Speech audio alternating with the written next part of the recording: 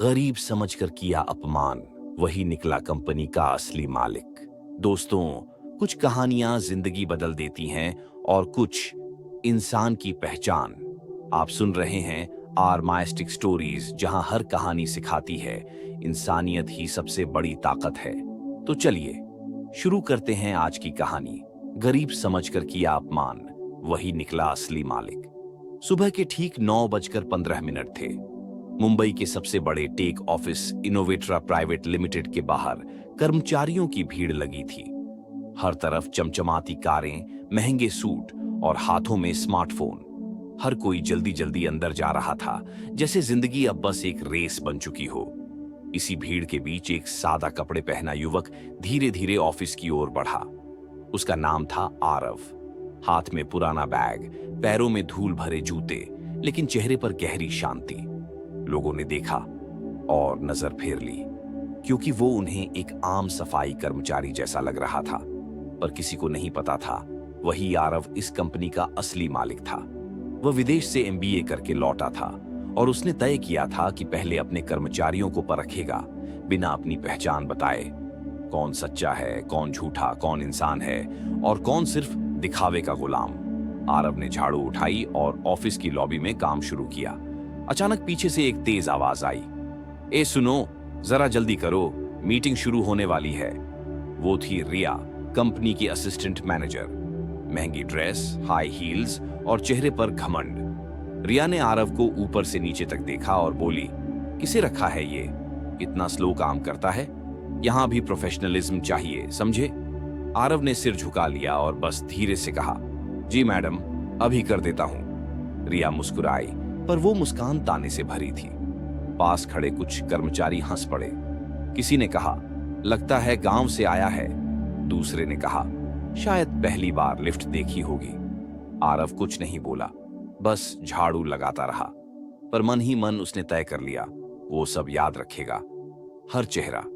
Lunch time हुआ। Canteen में सब अपने ग्रुप में बैठे थे। हंसी, गॉसिप, फोटो और दिखावा।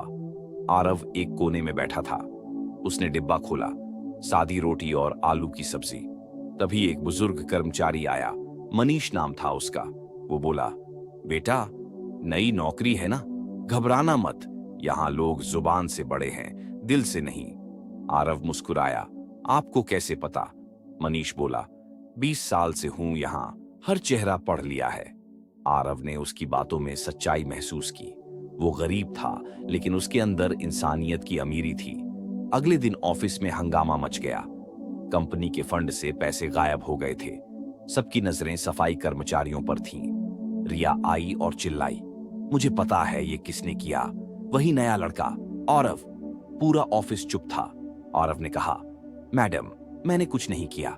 रिया बोली, कैमरे में तुम दिखे हो, कमरे के पास जाते हुए। बिना सुने उसने सिक्योरिटी को आदेश दिया, इसे बाहर करो अभी। आरव जाते जाते बस इतना बोला, सच और झूठ को वक्त पहचान ही लेता है मैडम। रात को आरव ऑफिस लौटा। वो सिक्योरिटी कंट्रोल रूम में गया और कैमरा फुटेज देखा। सारा सच सामने था। चोरी करने वाला कोई और नहीं, रिया का दोस्त विकास था, जो अकाउंट डिपार्टमेंट में था। आरव ने फुटेज सेव की और मुस्कुराया, अब वक्त है नकाब हटाने का। अगले दिन सुबह 10 बजे मीटिंग हॉल भरा हुआ था। अचानक एक लग्जरी कार ऑफिस के बाहर रुकी। दरवाजा खुला और बाहर निकला वही युवक, पर इस बार सूट में, आत्मविश्वास से भरा, जैसे उसकी शांति अब शक्ति बन गई हो। सबकी नजरें ठहर गईं। रिया सन्न रह गई।